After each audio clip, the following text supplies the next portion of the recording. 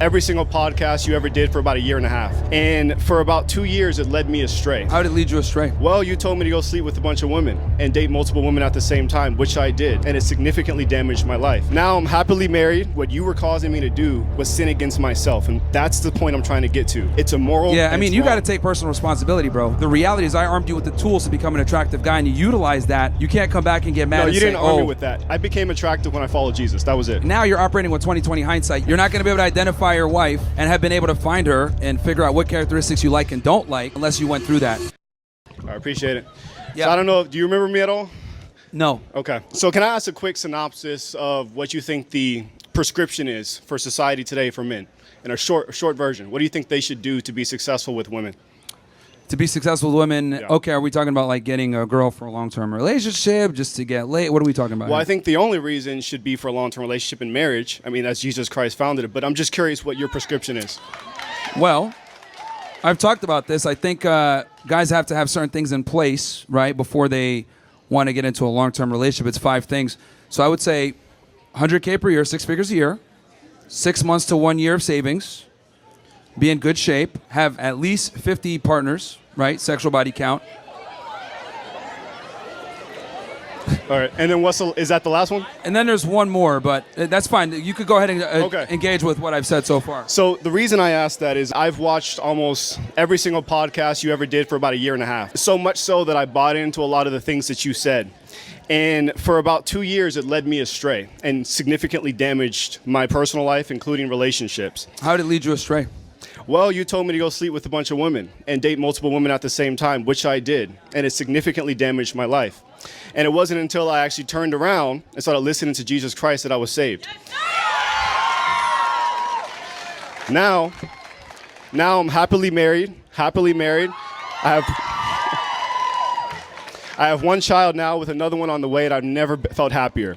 But I felt... Congratulations, that's good. That's really good. Thank you. And I know you're not against that, but my concern is what you're saying to men leads them astray, because I'm a walking example of it. And I think you're significantly damaging people, and especially you're leading people away from morality. Women are not sex objects. Women are created in the image of God, and they are valuable. And they should be treated as such. Why should God give you one of his children if you don't even know how to treat them? So I think... So a question for you. You said you got out there dating and meeting women and stuff like Yeah. that. And then you said that it kind of hurt you. Yeah. How did it hurt you specifically? Did you like just start... What happened specifically? Well, I started warring against my own flesh. It's like trying to fill an empty void. Mm-hmm. There's a God-shaped vacuum in the heart of every man that can only be filled by God alone. Anything else you try to fill with that's not going to satisfy it. Sure. And I tried to do it with sex. Yeah. So would it be fair? How'd you meet your wife? We actually had the #1 dating podcast in North and South Carolina called Who Hurt You Podcast. Okay. And I'm also friends with Fresh. I know him very well. I texted him before I came here. Yeah. And I know pretty much everyone on your crew. But I was a heavy follower, and you actually inspired me to start the podcast, and I realized what I was doing was wrong. Yeah. So would it be fair to say that when you went through that experience, you were able to identify characteristics that you probably found as unredeemable and you probably wouldn't want to commit to, right? In what way? Well, when you were seeing these women, right, you probably started seeing patterns in how they behave, how they speak or whatever. Maybe they're not qualified to be a wife. Because the thing is, right?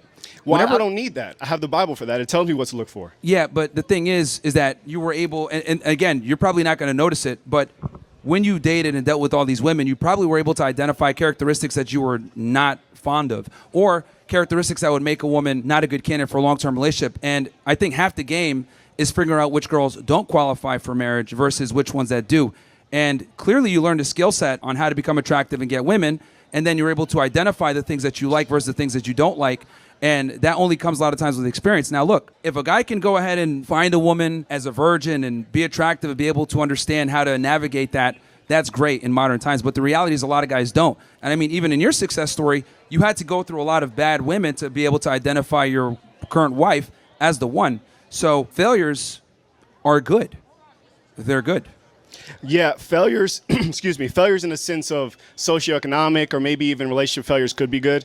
But there's a difference with what I'm saying. I'm saying that we're warned against our soul. Jesus Christ commands us to marry one woman. That's it. Sure. And what you were causing me to do was sin against myself. And that's the point I'm trying to get to. It's immoral. Yeah, I mean, you got to to take personal responsibility, bro. Because here's the reality. No, I do, 100%. Yeah, so very publicly, I have in front of over why- 40,000 people. I've done that. Yeah, great. But the point I'm trying to make is I teach guys a skill set, right?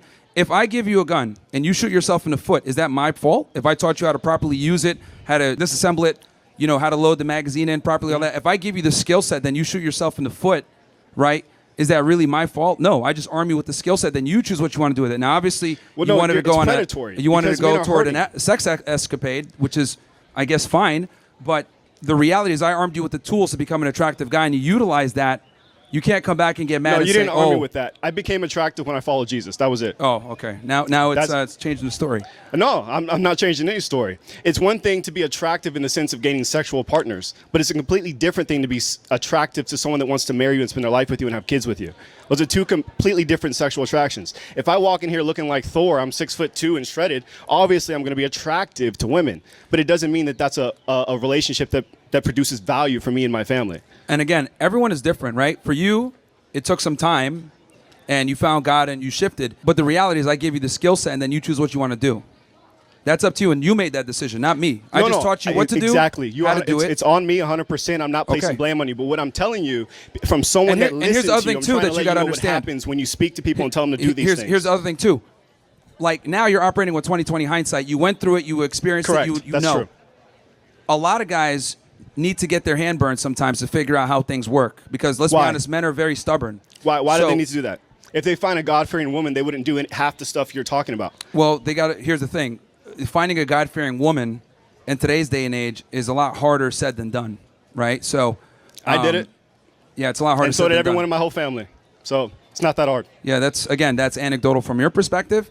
But again, you learned the skill set. You were able to find a wife, and I'm happy about that. But you got to take a little bit of accountability here and understand that you basically got a loaded gun and shot yourself in the foot, and you're trying to blame me for it. No, I'm not blaming you. Like I said, I take accountability. Yeah. There's a big difference there. Okay. But look, nothing against you. Like I said, I've hung out with Fresh 8 or 9 times recently. I love them, and I think your heart is in the right place. But I just wanted to give you from someone that actually listened to what you were saying to do, read your book, and it didn't work. That's all I was trying to do for you. Well, actually, it did. You didn't notice it yet. Okay. You're not going to be able to identify your wife and have been able to find her and figure out what characteristics you like and don't like, right, unless you went through that. My wisdom came from the Bible, not you, but I appreciate it. Sure. Thank you.